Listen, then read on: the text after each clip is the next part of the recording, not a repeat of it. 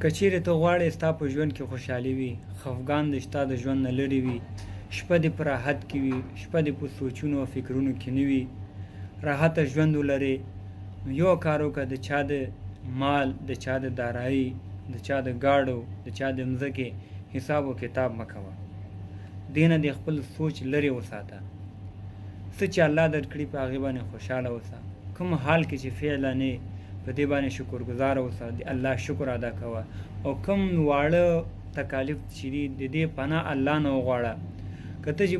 که ته د بل چا د مال او دارایي حساب کوې، شیطان او نفس ستا وجود کې دا تا ته وایي چې هغه تا نه ډېر څه لري، هغه تا نه مخکې لاړه، ته وروسته پاتې، ته کمزوری.